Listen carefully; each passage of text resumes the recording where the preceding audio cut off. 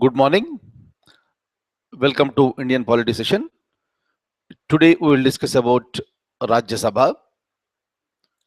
On day number one of our Indian Polity classes, I discussed so many points regarding Indian Parliament. During that time, I told you Parliament is nothing but Lok Sabha, Rajya Sabha, and the President of India. So many points I told you during that time, but let me add some more points with respect to Rajya Sabha today. Article 79 of the Indian Constitution mentioned what exactly the parliament is, and that particular word parliament connotes it is the president of India plus two houses that are present in the parliament. And I told you already, the Lok Sabha is mentioned as house of the people in the constitution. Similarly, the words council of states have been mentioned with respect to Rajya Sabha, but Lok Sabha and the Rajya Sabha are the generally used terminology that we'll be using it. So today let me talk to you exclusively about the Rajya Sabha. So many points we have seen. So the strength of Rajya Sabha is 250. I told you on day number one itself. That is the maximum strength I told you. And the present strength I told you 245.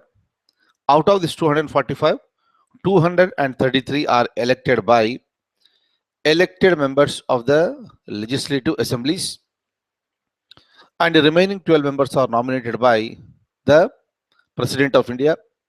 And these 12 members are the members with the special knowledge or practical experience from the fields of arts, science, literature, or social service. So these are the things we have already seen.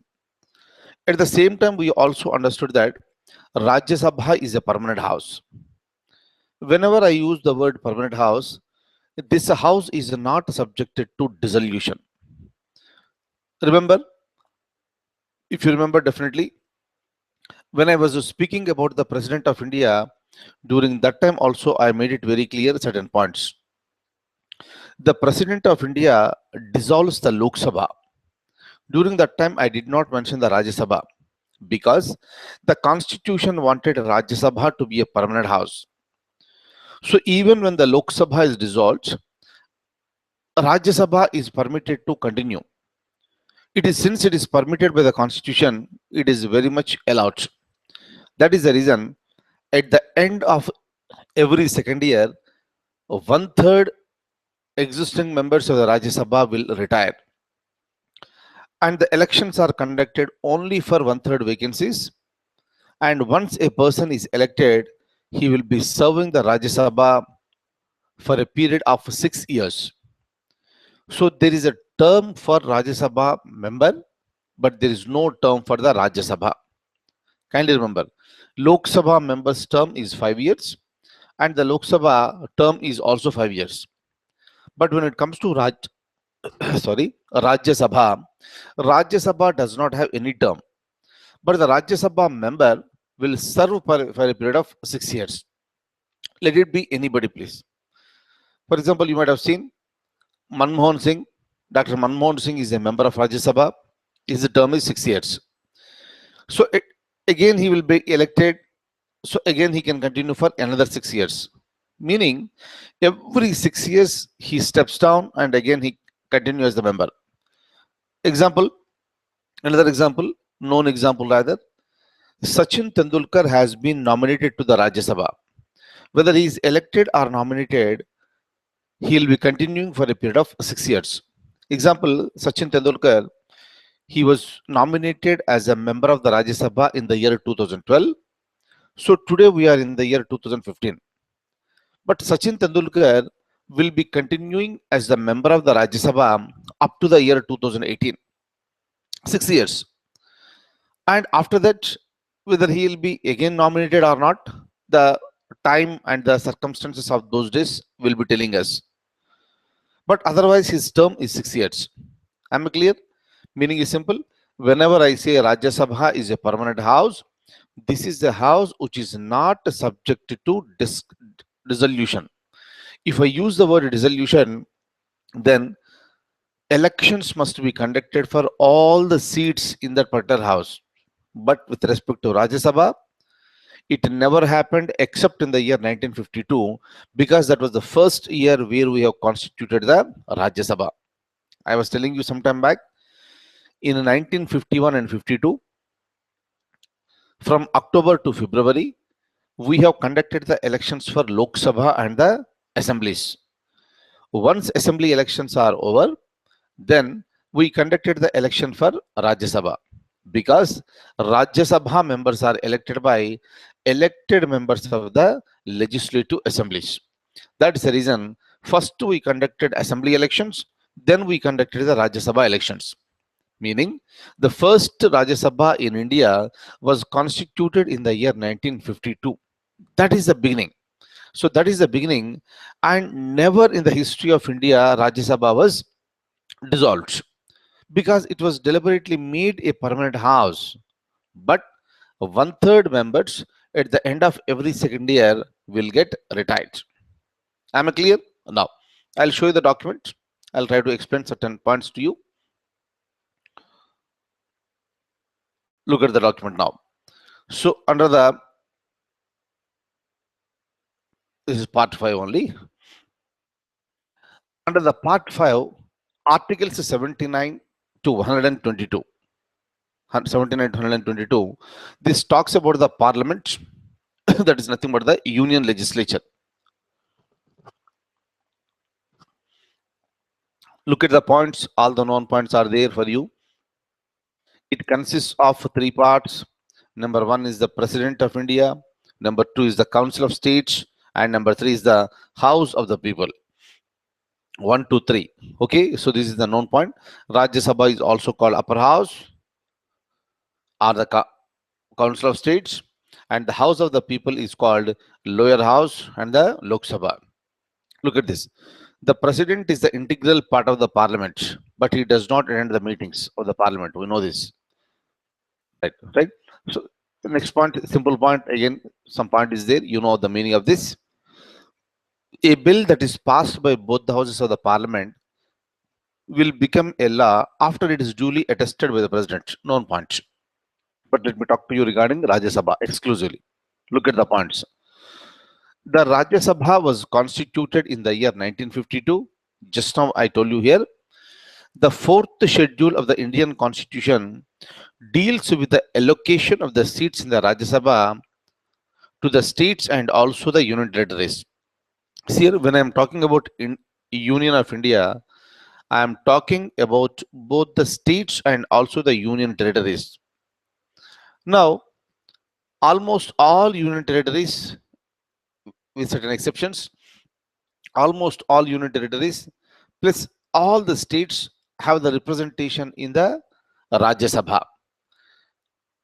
And from each state, how many members will be elected to the Rajya Sabha is mentioned in the fourth schedule.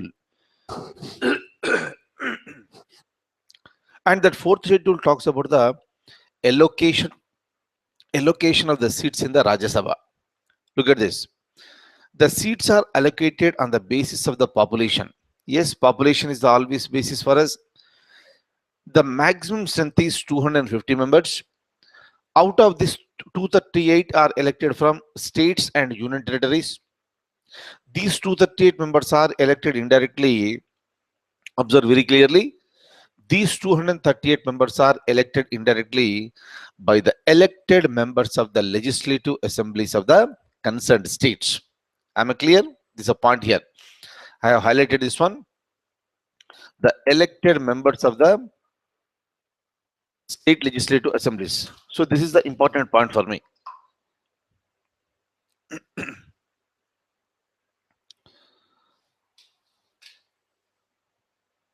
Excuse me. Yeah.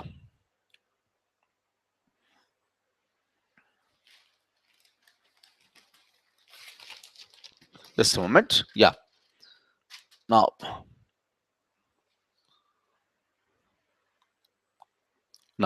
look at this. Yeah. Rajya Sabha was constituted in the year 1952. So we are at this particular point. Yeah. Now these 238 members are elected indirectly by the elected members of the legislative assemblies. So here I have deliberately highlighted this particular word because I want you to mention this in the examination. If you don't mention this in the examination, elected members, so the statement will be wrong. Whatever the statement you give, that statement becomes wrong. That is the reason why you have to make it very clear. In the legislative assemblies, there are so many members, except one nominated member. Remaining all the members are elected by the people. Assemblies are directly elected houses, and only the directly elected members are permitted to vote in the election of the Rajya Sabha members. That's the reason why nominated members are not permitted to vote in the election of the Rajya Sabha. Look at this. Remaining 12 members are nominated by the president. And these are the experts in various fields like science, arts, literature, and social service. Kindly remember 1, 2, 3, 4, 4 categories are there. This is a permanent house and it is not subjected to dissolution. One third members retire at the end of every second year, and the retiring members are very much eligible for the re-election. Right? For example, here Manmohan Singh, he is getting re-elected so many times.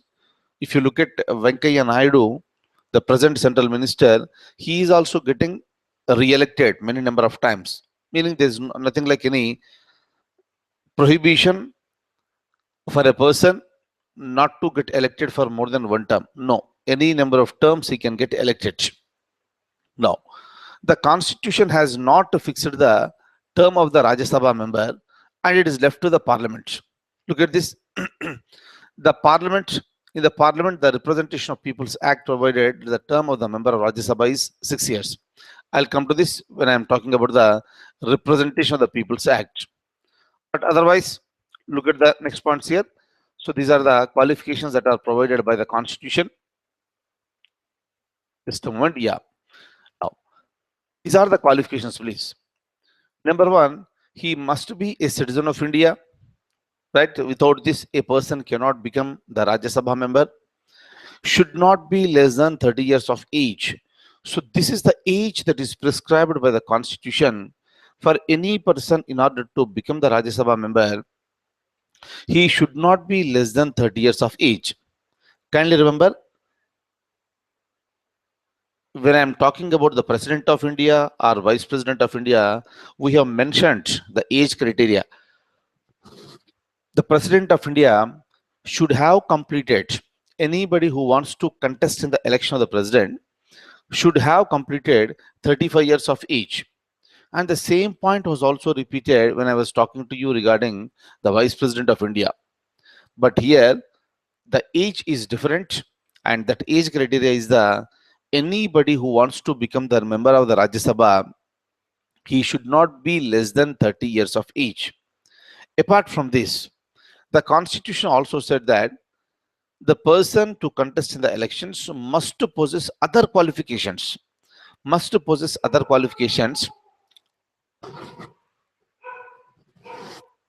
as prescribed by the Parliament. Meaning the Parliament is empowered. The Parliament is very much empowered to decide the qualifications. Apart from this citizenship, apart from the so-called the age, the Parliament is also empowered to decide certain qualifications. Right? Now, the Parliament has laid down, example, the Parliament has laid down additional qualifications in the Representation of People's Act. See here, when I'm talking about the Representation of the People's Act, that will be coming under point number 3. Look at this. Must possess other qualifications as prescribed by the Parliament. Constitution has given the power to the Parliament to decide the additional qualifications. One example is that this additional qualification concept has come into the picture through this Representation of People's Act. Meaning, apart from being the citizenship, apart from being not less than 30 years of age, The person who wants to contest in the elections should also have other qualifications, and those other qualifications are mentioned under Representation of People's Act of 1951. Look at this. Under this one, any person who wants to contest in the election to the Rajya Sabha, he must be registered as an elector. Kindly see here, you are using a word called elector. Elector means voter, a person who votes in the election. But if a person wants to contest in the election, he must be a registered voter for a parliamentary constituency in the concerned state or union territory. Now we understood one point. Anybody can become the Rajya Sabha member with these qualifications. Who should be a citizen of India? He should not be less than 30 years of age. But at the same time, the Representation of People's Act mentioned it very clearly that any person who wants to contest to the Rajya Sabha election from any state or union territory.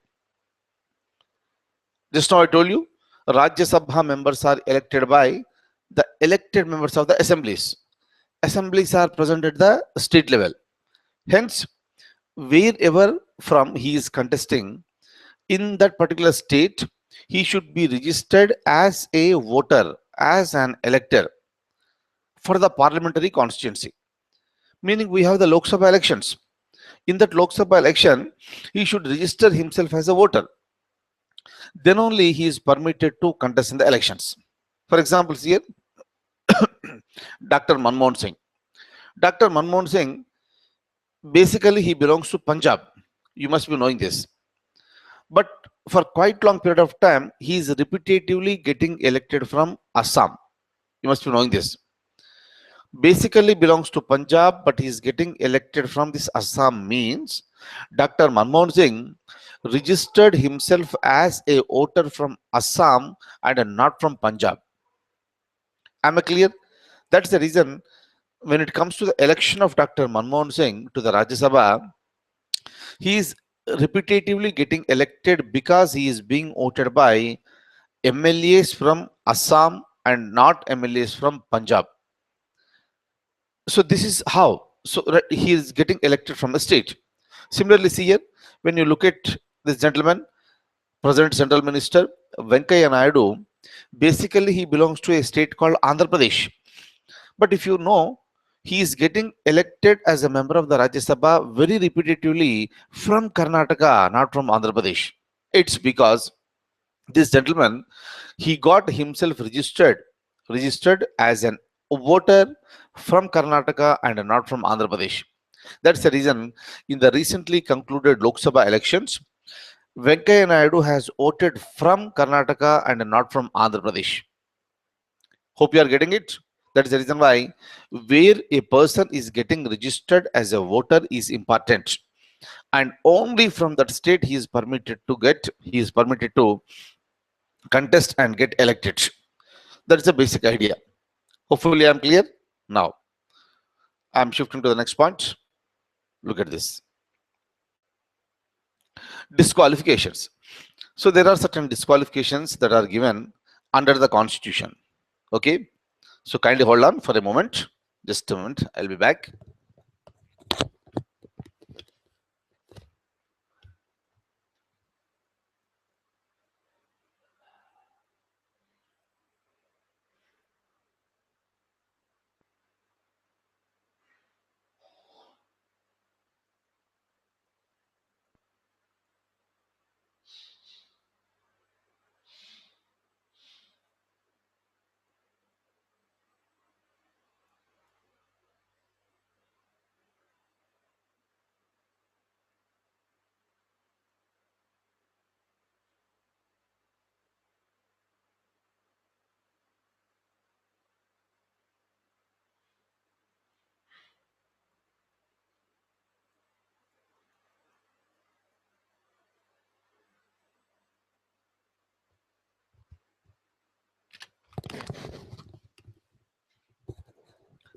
Yes, please. So when it comes to the disqualifications under the Constitution, look at this. So these are mentioned under Article number 102 of the Indian Constitution. Now look at this. If a person holds any office of profit under the union or the state, meaning holding office of profit is a disqualification. When I'm talking about the President of India, I told you what is the meaning of the office of profit. Clear? So that holds good even here, the same meaning. That's the reason why the people who are the offices that are included under the Office of Profit Exemption Act, they will not be covered under this. Next, number two, if the person is of unsound mind and stands so declared by a court. So people with unsound mind are also not permitted to become the members of the Rajya Sabha. Number three, if the person is an undischarged insolvent. Undischarged in the sense, whenever if you just forget about the word un, discharged insolvent means the court has released him. Undischarged means the person has not been released by the court. And as long as the person's punishment is not completed, he is not permitted to contest in the elections. And when I'm using the word undischarged insolvent, this is basically related to the economic issues and economic offenses. Any person who is convicted under the economic offenses, then he will not be permitted to contest in the elections till the time specified by the court. Next one, if the person is not a citizen of India or has voluntarily acquired the citizenship of a foreign state. Just now I told you in the beginning only, he must be a citizen of India. But anybody who refrains to be the citizen of India is not permitted to contest in the election and to become the member of the Rajya Sabha. In the similar manner, the person who voluntarily acquired the citizenship of a foreign state is also not permitted to become the Rajya Sabha member. And the last one, if a person is so disqualified under any law that is made by the parliament, very important, meaning the parliament comes into the picture periodically, it will make certain amendments to the existing laws or it will create the new laws where it can also propose certain disqualifications. And anybody who is coming under such a disqualification are not permitted to become the members and he will be disqualified. Am I clear? Now, so disqualifications under RPA of 1951. Just how I told you here, we have seen the disqualifications. One of the disqualification is that if so disqualified under any law made by the parliament, meaning the additional disqualifications are mentioned in the form of the Representation of the People's Act. Look at this. He should not have been found guilty of certain election offences or corrupt practices in the election. If anybody finds guilty of these offences, he will be disqualified. Okay, that's the reason why, especially in the election time and the election cases, the members try to play very safe. That is the reason, so they don't involve in too much of these offenses. Next, number two, must not have been convicted for any offense resulting in imprisonment for 2 or more years. Very important one here. If a person is convicted, you know the meaning of the conviction. If a person is convicted in any offense where he has been given 2 years of jail or more than 2 years of jail, then that person is disqualified to contest in the elections. As long as the punishment period is not over, he will not be permitted to contest in the elections. Right? And of course, this particular law is also saying that not just the period of the conviction, period of sentence, it is also after the sentence is over for another 6 years, he will not be permitted to contest in the elections. So it's really a very serious one. So this has been made to only to make the election process serious. Otherwise, the people will commit the mistakes, they will commit the crimes, they will go to the jail, again they will come back, again they will contest in the elections, and they will become the members. And all these things are detrimental to the democracy. That's the reason why. So this anybody who is imprisoned for 2 or more years, he will not be permitted to continue as a member, and such type of people are not permitted to contest in the elections. Okay, see here, so many times rather, I was talking to you regarding Lalu Prasad Yadav and regarding Jayalalitha. These two people, of course, Rashid Masood also, he was also disqualified because of this particular clause. Of course, there are so many loopholes that are present in the Representation of People's Act. And this RPA says that anybody who is convicted like this and is sentenced for 2 or more than 2 years, if appeals to the higher court and if his case is pending in the higher court, then he will not be disqualified. So that is the biggest loophole. Under the shelter of this particular provision in the RPA, the people are getting security and they're coming out very, very easily. So though he is convicted by the lower courts, still being the members. That is the reason why Supreme Court took it very seriously in the month of July 2013. Then it made very clearly, if any person is convicted under any court, in the lower court also, and if the punishment is 2 or more than 2 years, then the person will be disqualified immediately. It is because of the ruling of the Supreme Court, Lalu Prasad Yadav, Rashid Masood, Jayalalitha, they got disqualified. And it does not have anything to do with the Representation of the People's Act. Of course, for quite long period of time, there was a demand that this RPA should be made more stringent, but the Parliament did not do it. Parliament did not do it, and Supreme Court did it. Right now, I'm opening the document. Look at this now.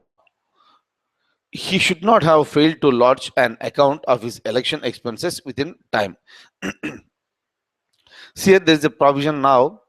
Of course, Election Commission is excusing the people so many times, but otherwise, what will happen is that if any person, so generally see here, so the elections are happening so many times,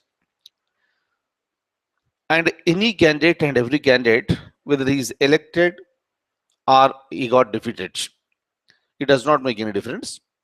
Whether he is elected or defeated, this person, from the date of announcement of the results of the election, within a period of 30 days, he is expected to submit the election expenses within 30 days. Otherwise, the Election Commission has every right to disqualify this person. He should not have any interest in the government contracts, works, or services. So because he is a representative of the people, so he should work for the welfare of the people. Don't show any interest in the government contracts, works, or service. He should not be a director, and he should not hold any office of profit in a corporation in which the government has at least 25% stake. If anybody is holding like this, then again he is subjected to disqualification. Should not have been dismissed from the government service for corruption or disloyalty to the state, meaning a person who is dismissed by the government on the grounds of this corruption, he is also not permitted to contest in the elections. Look at this next one. Should not have been convicted for promoting enmity between different groups. Indian Constitution talks about the unity and integrity. If anybody promotes enmity between different groups, maybe different social groups, maybe different religious groups, maybe different regional groups, but anybody who is promoting such type of things, they should not be permitted to contest in the elections. Am I clear?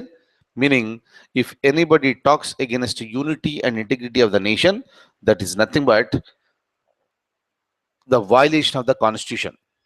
Look at this. Next one. He should not have been punished for preaching and practicing social crimes such as untouchability, dowry, and sati. If anybody preaches or practices such social crimes like untouchability, dowry, and sati, then even those people are also not permitted to contest in the elections. Look at this. So whatever the 5 disqualifications we have seen, like holding office of profit or acquiring the citizenship of some other country, unsound mind, undischarged insolvent like this, whatever may be the reason here, then in this particular case, the persons will be disqualified. The persons will be disqualified, and the disqualifying authority has been given to the President of India. Look at the statement. With relation to the above disqualifications,